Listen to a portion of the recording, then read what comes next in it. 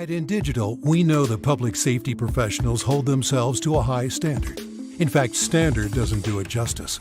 In over 25 years working alongside you, carrying millions of calls over our IP networks, your dedication has inspired us. That's why our ESI Net goes beyond industry standards, not only I3 compliant, but designed to adapt to future development for a network you can count on when it matters most. Learn more at indigital.net. August 24th, 2016, the I Am 901 movement is born. One of my personal stories set the tone for this movement. What started out as a way to raise awareness for the reclassification issue for dispatchers quickly turned into peer support. 911 professionals from all over the world were sharing their stories. On Facebook alone, at that time, the engagements were over 34 million. It spawned a peer support session at conferences called Imagine Listening, where dispatchers shared their stories out loud or on paper. For years, I have been asked if this would ever become a book, coming June 2023, and available now for pre-order on Amazon and Barnes & Noble. From Titletown Publishing, Imagine Listening, Your Worst Day is Our Everyday. If Within the Trenches has ever taught you something, open your eyes to what it is like to be a 911 dispatcher, or has inspired you to become one, then help support us and join our Patreon. Get exclusive bonus content, one-of-a-kind swag, discounts on merchandise, ad-free early access to new episodes, and much more. To join, please visit patreon.com/WTT podcast. And if you're an industry partner, we have something for you as well. And now, for the show. This is Jordan, and you're listening to the Code 7 Podcast Network.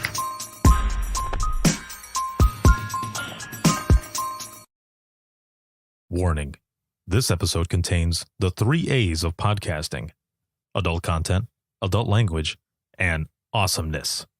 You've been warned. Hey, what's going on? This is Ricardo with the Code 7 Podcast Network, and this is going to be Within the Trenches, true stories from the 911 dispatchers who live them. This is episode 491, and this is going to be an open mic episode. Last week, we heard Imagine Listening. All of these sessions were recorded with a live audience at the Texas Public Safety Conference out in Galveston. I was there for a week. I was the keynote speaker. I had 2 different Imagine Listening sessions, which of course, open mic is part of those sessions. And I was also out in the industry partner hall doing live broadcasts, recording with people, meeting new people, and catching up with friends. And it was an excellent week. Again, thank you very much to everyone who's part of the Texas Public Safety Conference. You made an amazing one, and I felt like I was home. I felt like I was with family. So thank you so very much for the opportunity to speak and to share my story, but also for everyone who was there that were part of the Imagine Listening sessions as well as open mic. And this one, as I said, is going to be open mic. So get ready. We've got some funny stories that are going to be coming up. So without further ado, here's episode 491 of Within the Trenches podcast, open mic. Dispatch. There is no one over here to cook our lunch. We are waiting for our lunch, and there's no one here to cook our lunch. All right, calm down. Where are you at? The group home. Now, what are you going to do? We'll get some help over there for you, okay? Welcome to Open Mic, where we visit the lighter side of dispatch, because laughing is good medicine.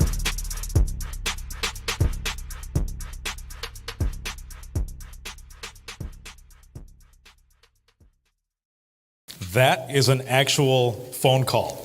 That is a real phone call. A friend of mine took that call and sent it to me, and I cut it up for this intro for Open Mic. So,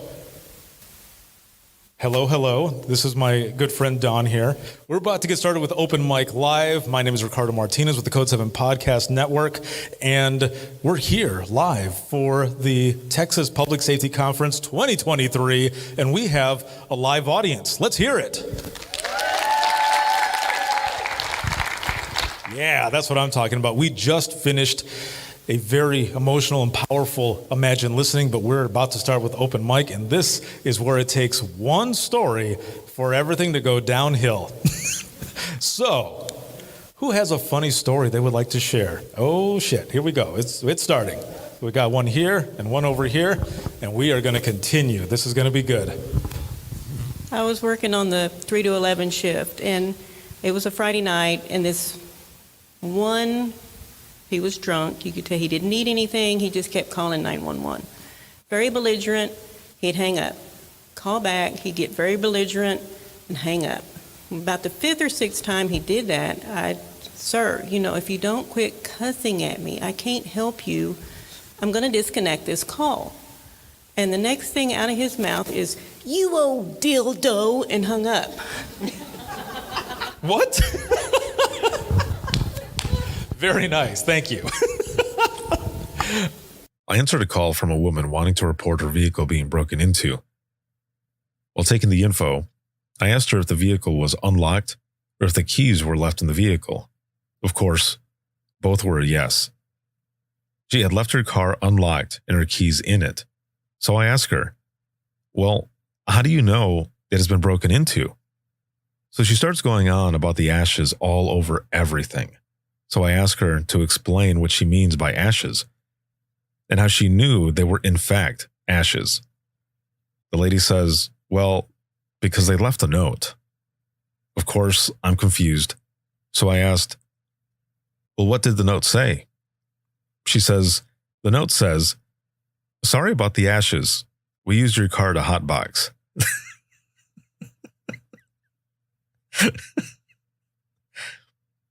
At this point, I'm facepalming and trying not to laugh as I asked her to repeat what it said to confirm what I heard was correct. Then tell her, yes, ma'am, we will send someone your way to take the report. Oh, all right. Go ahead.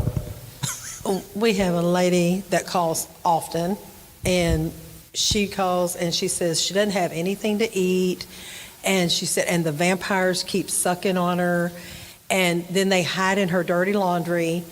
And she said, y'all have to come get them. She said, because then the ticks get on me, and I just don't know what I'm fixing to do. All the time. This is all the time. And it's the same story. I send deputies out there, and she's like, don't you see them over there? I don't see any vampires. And she goes, well, they're there because they come out and they suck on me, and I have no food and I have nothing to eat. I don't know what the combination is, but evidently she has ticks and vampires. Oh, my Lord. And we have that all the time. But can you imagine if that is actually going on, though? Have you ever thought about that? Like some of these calls that people call in and stuff, what if? She is very convincing because she said they chase her around and sometimes go over to the neighbors and get the kids. So she's very convincing. Holy moly. Thank you for sharing that. Another one right over here. I always try to play that scenario. Like, what if there's actually something there? Like, what if they went out there and the vampire's like in the corner, like, oh, they can't see me. And that would be something, right? So I have a couple of funny stories. One, I worked for a large agency for a while, and for 10 days, there's a big party that goes on, carnivals and all kinds of celebrations. And one of the carnival nights, this lady calls 911. She's like, y'all need to stop this ride. This person behind me is puking. She was on a Ferris wheel. And we're like, well, wait. Like, oh my God, they're doing it again. She's screaming bloody murder over this person throwing up. And we're like, well, he's probably drunk and dizzy. And we have off-duty officers who work it, so they had to go figure out which Ferris wheel she was on to rescue everybody from the puking guy on the top of the Ferris wheel. Okay. How many Ferris wheels are there? I mean, there's a couple. Can you imagine, like, being someone just watching and seeing a bunch of off-duty officers like running around, like, oh, nope, there's not vomit coming out of that one. And That's my hilarious. second one, I was working. It was recent. I work overnight, and this guy calls up and he's like, someone's breaking into my car, and I can hear my car alarm. I see him on my camera. I'm like, can you give me a description? Lady, it's dark outside. And I'm like, yeah, no shit, it's freaking after midnight, dude, but give me a description. Of course, I didn't tell him like that. I was like, well, I'm sorry, if you just do your best. Yeah. And we'd already had the officers. It's a small town. All the officers were on one big incident already, so they had to peel somebody away to go over this big vehicle burglary in progress. And they start looking at the video, and they look at the guy, and they're like, dude, this is you at 10 o'clock tonight. So they said this on the radio. They said, well, we figured it out. It was him getting out of his car at 10 o'clock tonight. He was looking at an old video, and I've been a dispatcher for 30 years, and I'm a little salty. I was like, okay, on the radio. So I was waiting. I'm hopefully not going to get in trouble for that one. And once I unkeyed, I was like, what in the ever-loving fuck is wrong with you? No, on the radio. Oh, I was going to say, like, it went over the radio? I unkeyed. I was unkeyed when I said that. Oh, okay. And, because, well, I have cussed on the radio. Right? Shit happens, and you will say funny things on the radio. Or your microphone might get stuck, and your partner is going off on some tirade about an officer. Or maybe you've done it. I'm just saying for a friend, that may have happened. Yeah, our dispatcher saying, I mean, there's kind of some things, and we all have our comments, but that was recent, and that lightened the mood because we were having a pretty rough night until Batman figured out what was going on. That is awesome. Thank you. So this is relevant to the story again. I've been dispatching for 22 years, but I haven't had a baby. I hadn't had a baby, and the joke in the PD was, if the call came through and I didn't take the call, I was going to push your ass out of the way, and that was going to be my call. I keep volunteering my calls for her. I wanted a baby. I wanted to deliver a baby because we're EMD certified. So I finally got my baby about a month ago. Very nice, very nice. Totally didn't expect it, but when he told me on the 911 recording, you can hear me going, oh, baby. I'm having a baby. Because I was so excited. I've been waiting for it for so long. I hope you kept that recording. We did, and they passed it around to our admin. Apparently, they all laughed, but that's fine. That is awesome. Talking about funny things like it said on the radio, I'm a giant child. It is what it is. And I love that you say that right off the bat. I just Totally admits it. We've accepted it. It just is what it is. Every day I like to look up what the national day of the day is, and we celebrate these weird holidays. And at my last agency, one of my coworkers had brought up her dog, and it's this giant poodle something mix. I don't know. It was fun. I was having fun.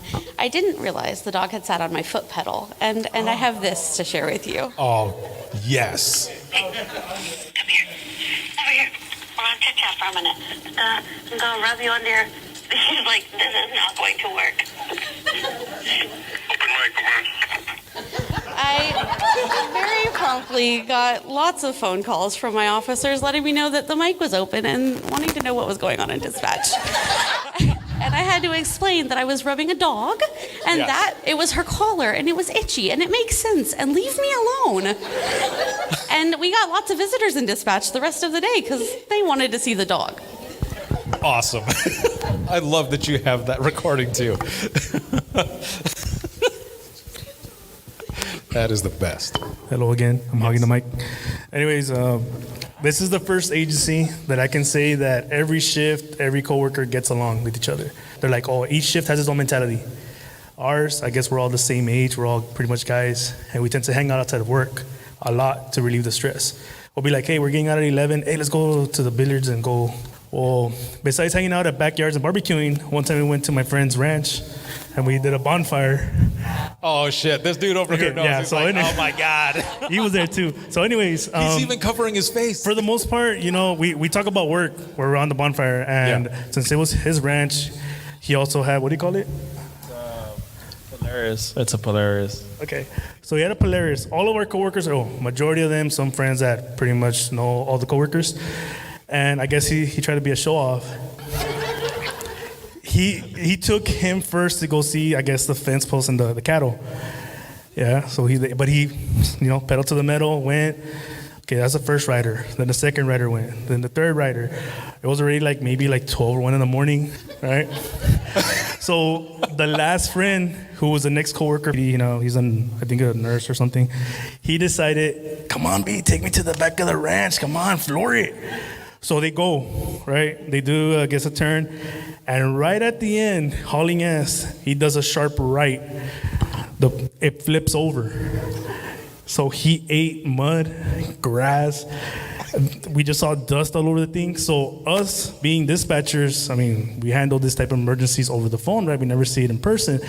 We start running over there. We get there, we don't see him. We see our other friend with his hand stuck on the roof somehow like this. And then we're like, what do we do? What do we do? He's like, I don't know, call 911. I'm like, we are 911. I'm like, what do we do? So hell yes. One of our friends thinks that he's under the vehicle because the vehicle flipped over to its left. We failed to see that he flew out of the vehicle. So he comes in with like his left shoulder down. We're thinking, oh my God, he broke his shoulder. We need to call EMS.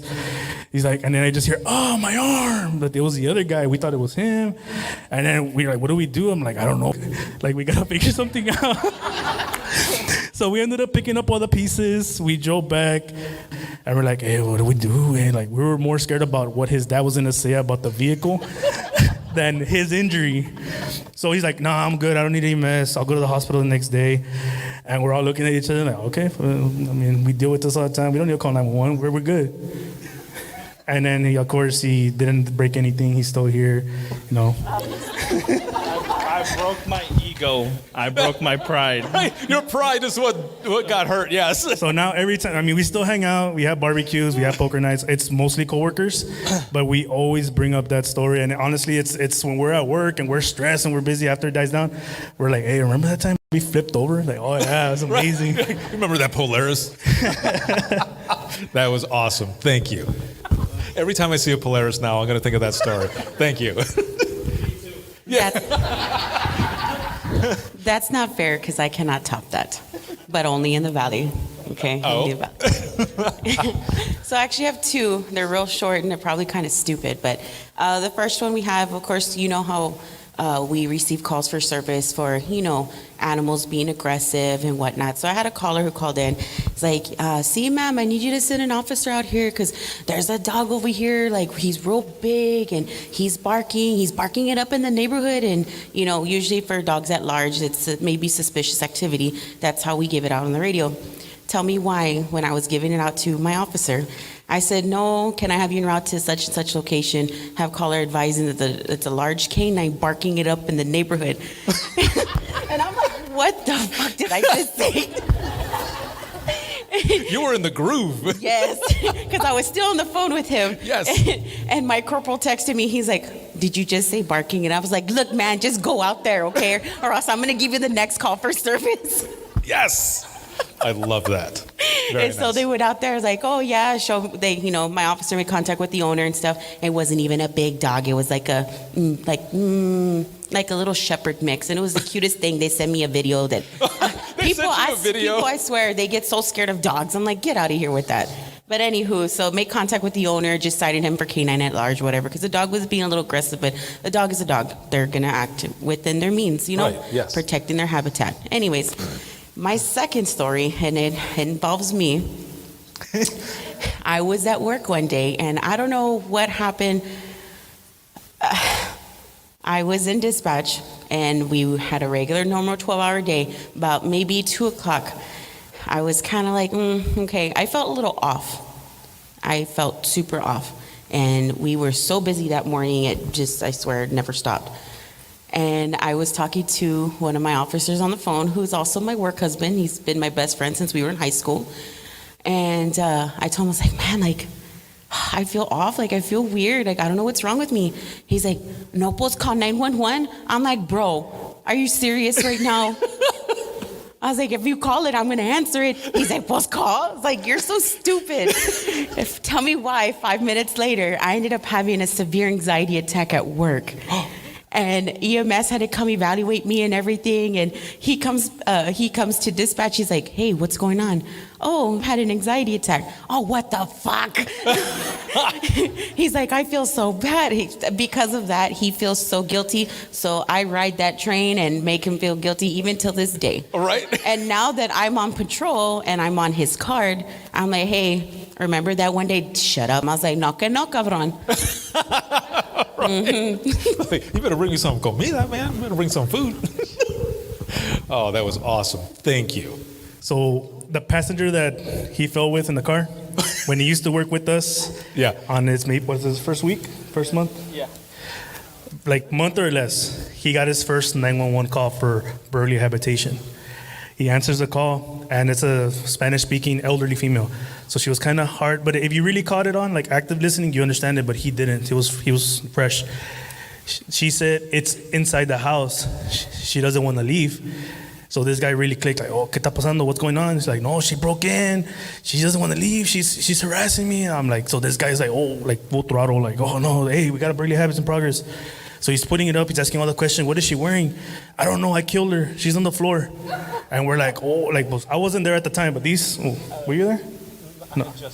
Okay, so they were there. I wasn't. But he told us, and we listened to the recording. So he's going off for like 3-5 minutes to like Burley habitation, asking descriptions, like what part of the room and everything.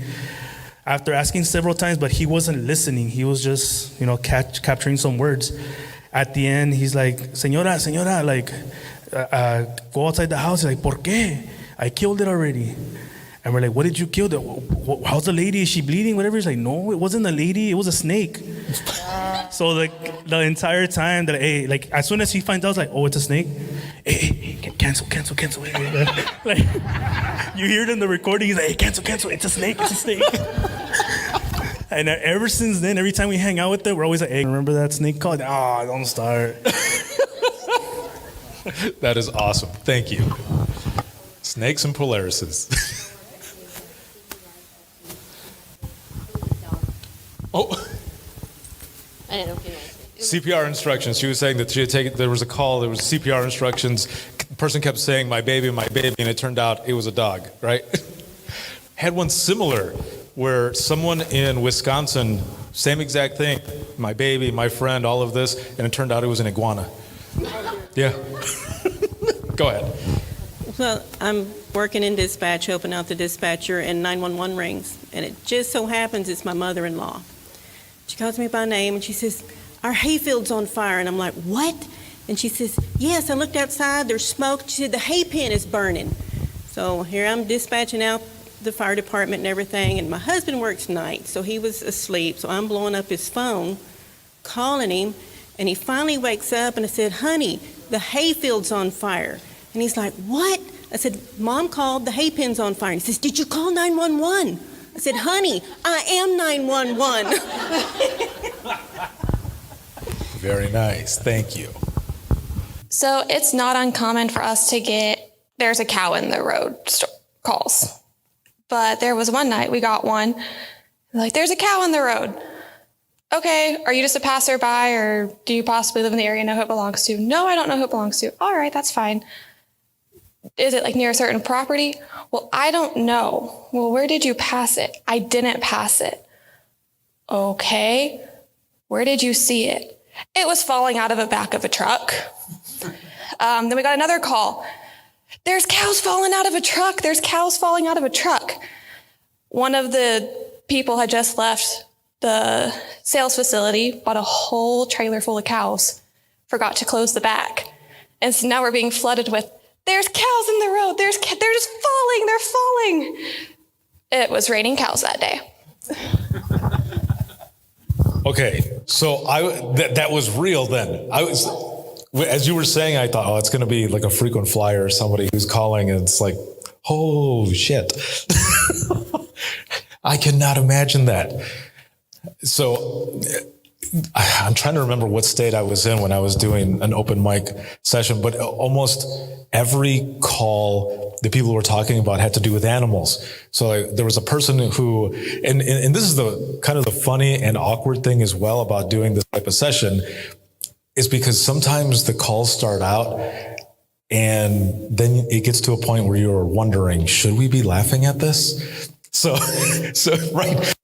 this one specific call, it was a CPR call, but the way the person was telling the story, they were so animated, like we were laughing right off the bat. Well, so the person is saying that this guy calls in saying, my friend is not breathing. And she goes, wait, can we swear on here? And I said, yeah, of course, you can go ahead and swear. And she's like, oh shit. Okay. Like in her mind, she's thinking, oh shit, there's someone who's not breathing. So, and she's being very animated. So you can hear in the recording, people are laughing, but then she goes, But then the person says, my baby's not breathing. And the person telling the story goes, oh shit, it's a baby not breathing. And you hear the laughter go, oh, like, should we be laughing at this? So they go on with the story, right? An officer gets out there before EMS, and the officer says, Central, slow everybody down. And the person telling the story says, why the hell are we going to slow them down? This baby's not breathing. We got to get them in there. And the officer keys up and says, it's an iguana. It's an iguana. We've been doing CPR on iguana the whole time. But there's moments like that, right? Where you're taking a phone call or sharing a story, and if there's people that don't come from where we come from, they're like, why are you laughing at this? Like, hold on, it gets better. Like, hold on a minute. There was another story that was told, I believe in the same place, where someone had called saying, we need you to get somebody out here because there's a pig in the middle of the road and they're going to get hit. And they're like, okay, they're taking all the information and everything. And the phone call ends. So they put it out over the air as there's a pig in the middle of the road. And they give out the location. Officer keys up and says, Central, I'm sitting in that location. And everyone is just dying. And I was like, oh my God. Like, that is horrible. Like, freaking people, man. So one time I get a 911, so I answer, and this lady says she's working at Taco Bell, and a customer comes in saying someone just got run over. So we're like, okay, Autopets and everybody out. We're sending EMS, FD, PD, everybody. And I'm trying to get information from the employees. Okay, well, what type of vehicle was it? Is the vehicle still there? Do you see anything? Is the person conscious? Like, anything? Like, no, I don't know anything. It's dark outside. That's all I have. The female just came in and just ran out. So I'm like, okay. And EMS is still going. They're asking, what's the status on the patient? I'm like, I don't know. I don't have that information. And then she's like, okay, hold on. Let me try to get close. So I'm like, okay, can you please do so as long as it's safe? And she's getting there and she's like, I still can't see anything. Wait, I think it's a log. I'm like, I'm sorry, a log? And she was like, yeah, but I'm not too sure. I don't know if it's a person though. And I'm like, well, is it a log or is it a person? I need to know. Because EMS, they're, sirens and everything. And she gets closer and she's like, I think it is a log. And PD gets there and they're like, dispatch, status is okay. It was a branch that, they ran over a branch. It wasn't a person. Oh my gosh, that was so embarrassing. That is hilarious. Thank you so much. I mean, that's a big difference, right? A person and a log, or even a branch. When I first started dispatching in Central Florida, I was working a night shift, and one of my officers had pulled somebody over, and the person had a warrant, and they ran. So we had to get K-9 from the county to go out and assist. They go to this house, okay? Behind the house is an above ground pool. The dog is barking at the pool. Now it's night, so they can't really see a lot around there. And they're like, why the hell is the dog barking at the pool? So they leave, then they come back, and they leave again, and they come back. When they come back the last time, they look closer at the pool, and what they see is a straw up above the water. The suspect was in the pool the entire time, breathing through the fucking straw. Now, smart criminal, dumb criminal. The dog is the smart one, of course, right? But also, here's another question. Where the hell did this person get that straw? Makes me wonder. But I remember when I was sitting there in dispatch, they come walking in with this guy and he's drenched. I was like, what the hell happened? I was like, did you guys throw him in water or something? And they're like, no, man, you're not even going to believe this. So he was hiding in that pool that entire time, breathing out of a straw. It was crazy. Any other stories? All right, here we go. I'll take a stab at the dark humor side. So I'm a supervisor of my agency. And we had a new EMD we dispatch in Caltech Medical.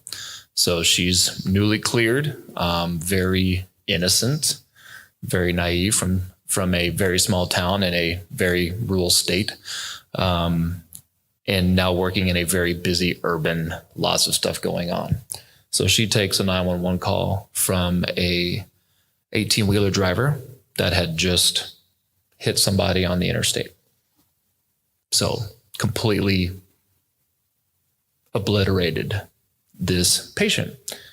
And she's talking to the driver and the call ends. And so we're kind of doing our little group peer support thing right after the call. We think we're doing good.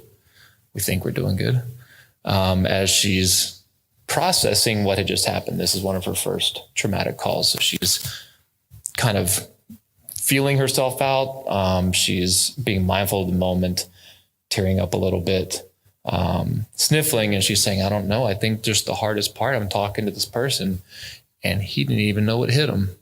The driver, she meant. And so she said this out loud, right? And so there's a group of us going around, and everybody had one eyebrow just. And then when she realized what she had said, just laughed for like the next 30 minutes straight. I had to have somebody walk over to her console and put her out of idle because she was going back and forth between laughing so hard because it was so funny and then being so sad that she had made such a morbid joke like that. Never in her life before had she had that level of intensity.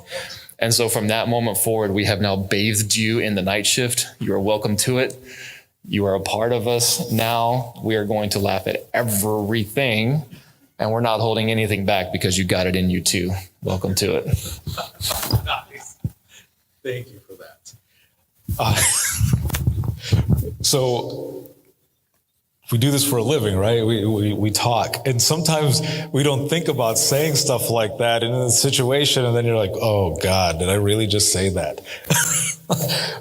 This is more on the dispatch side of it. I was working FD dispatch at this time, and PD had gotten a vehicle accident of a vehicle versus a bus. And so we obviously sent FD out there, and they got to the scene, and they said that the suspect had ran off. And PD had requested to see if we can assist them with locating the suspect because he had ran to a nearby lake, and they thought he was somewhere in the lake area. They just didn't know where. So I told my FD firefighters, and they went out there, and they had this lake, and FD, PD, and EMS also assisted. They were all surrounding the lake, and the guy was inside the lake just trying to find a way out. But he was obviously not going to find a way out because everyone was surrounding the lake. And so he was trying to find a way out, and I could hear the firefighters out of breath over the radio, and I was giggling because I could imagine them all running around trying to catch him.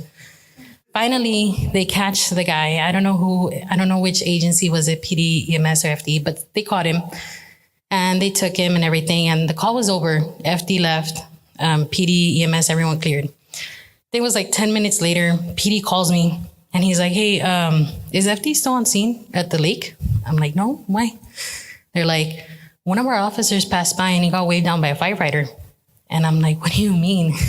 And he says, yeah, I think your engine left the firefighter there. And I'm like, no way. I'm like, are you serious? He's like, yeah. And I would tell my PD officer to give him a ride, but he's responding to a call and he can't stop and like help him. So I told him my lieutenant is this is gonna be great. So I called my lieutenant. I'm like, hey, is there anything wrong? Like, do you have anyone that's like, missing or anything? He's like, no, what do you mean? I don't think you were yeah. I was like, I don't know. Are you missing anyone? And he's like, what do you mean? And then he starts counting. He's like, well, we got this person, 1, 2, 3. And then he goes, oh, wait. He's like, where is this guy? And you can hear everyone going like, hey, where's this guy? And where's this guy? And he's like, what happened? Why? What happened? I'm like, PD just called me and told me that you left him at the lake. And the lieutenant's like, no way. And I'm like, yeah. And PD said they can't pick him up because they're responding to a call. They're like, no, it's okay. We'll go for him. Don't worry. And I'm like, yeah, you guys should probably not forget your personnel. And he was laughing. And then they picked up the guy. They called me back. And the guy, like the firefighter that was there, he was like, thank you so much, ma'am. Like, I can't believe my crew left me back there. And I was like, yeah, it's okay. But yeah, that was on the dispatch side of it. I thought it was funny. That is awesome. Thank you for that. So we've got just a few minutes left here. And I'm gonna wrap this up with two of my stories. But I want to thank you all for being here. This has been awesome. I'm going to be doing this session tomorrow at 10 as well. So you have more stories, please come back and we'll have some more fun. So this first one is a fast one, and then the last one is a little bit longer and a little bit more embarrassing. But I'm on phones, okay? I'm on phones, and I had this lady who would call. Now, we were talking about frequent flyers, right? You have people who call in. But sometimes, some of these people, they call because they simply want to, they just want to talk, right? They just want somebody to be there, listen to them. So I had this lady, and for whatever reason, it seemed like I was the one who was getting her call almost every time. And this one night, she fell asleep while she was on the phone with me. And as soon as she fell asleep, I knew what I had to do. Because all I could think was, when the hell am I ever going to get this moment to do this in real life? So I say to her, Annie, are you okay? Are you okay, Annie? Her name was Annie. When else would I get another chance to do that in real life? And she woke up and she's like, I'm okay. I'm like, all right, good, Annie's okay. But I hear everyone in the room that's working with me just busting up laughing, and I'm trying not to laugh and trying to stay professional, and then I hang up with her. And then I stand up and I threw my arms up. They're like, I cannot believe you just did that shit. And I was like, bam. Mic drop, I did it. I wish I had that recording. That was years and years ago. Last story, and then we'll wrap it up here. Some of you may have heard this story, but I like to tell this one, even though it's embarrassing for me. But how many of you have heard the burrito story? Oh, no way. For real? Okay, awesome. This is good. Okay, so it was in dispatch. Wednesday.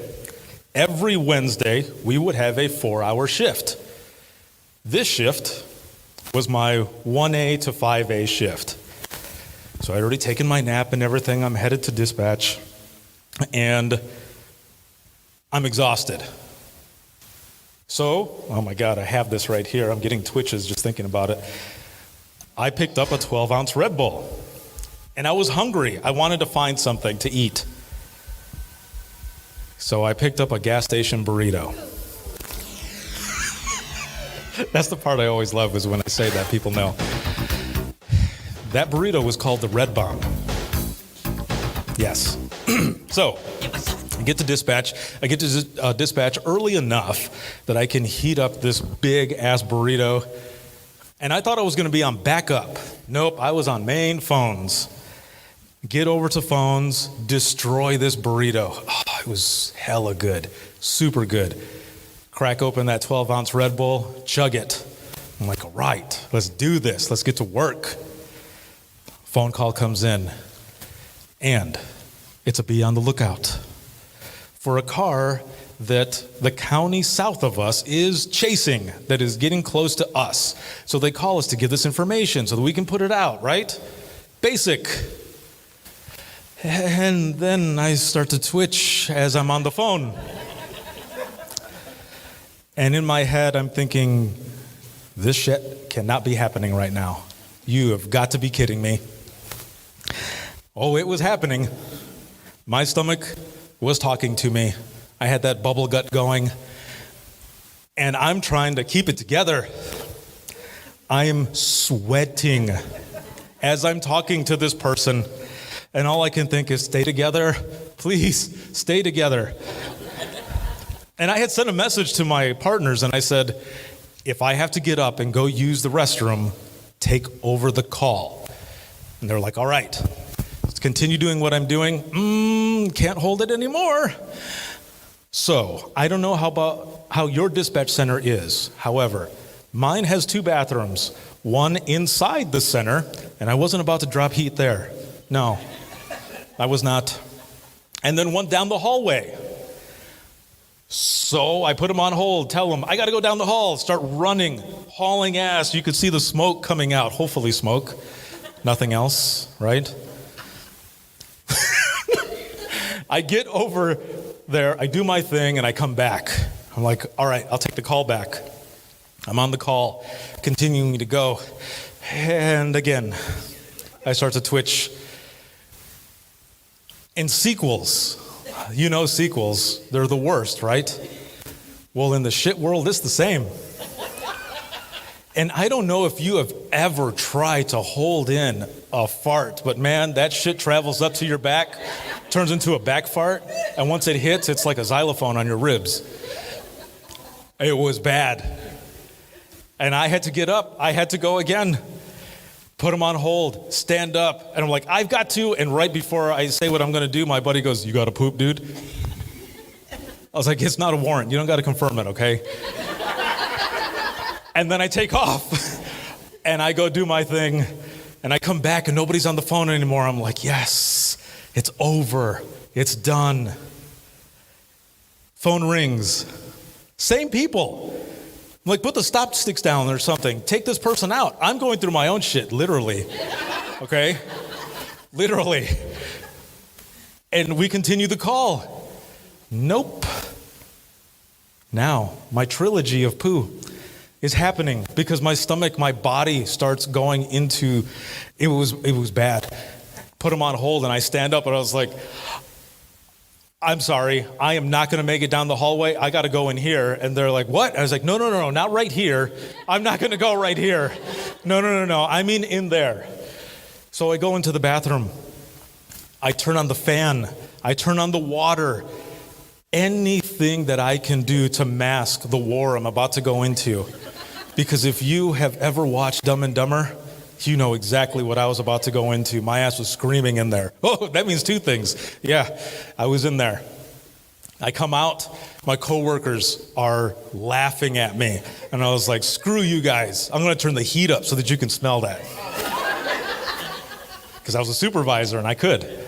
So, fast forward, years later, I'm on a family vacation, stop in Montana at a gas station. I'm walking through the gas station and I have that weird twitch again. And I look over where there's a cooler of Red Bomb burritos next to a display of Red Bull. And all I could think was, screw you, Montana. That's my story. What's that? This is car stop. What car? Yeah, the one that you're on phone. Oh, hell if I know. I don't know. I was dealing with my own shit, remember? That's right. No, the car ended up going back into the county and they didn't need us anymore. But thank you, all of you, for being here, for the job that you do. I hope you enjoy the rest of this conference and hold your head up high because you do a job that not many people can do. Thank you so very much.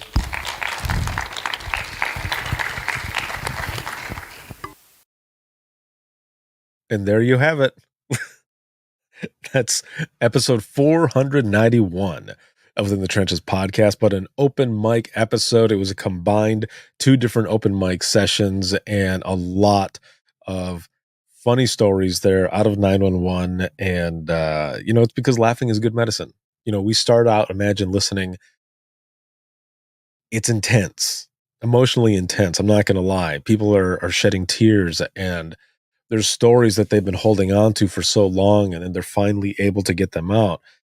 And then at the end, we laugh it off together by sharing funny stuff that happens in 911, whether it be phone calls or just other incidents and stuff that happen there.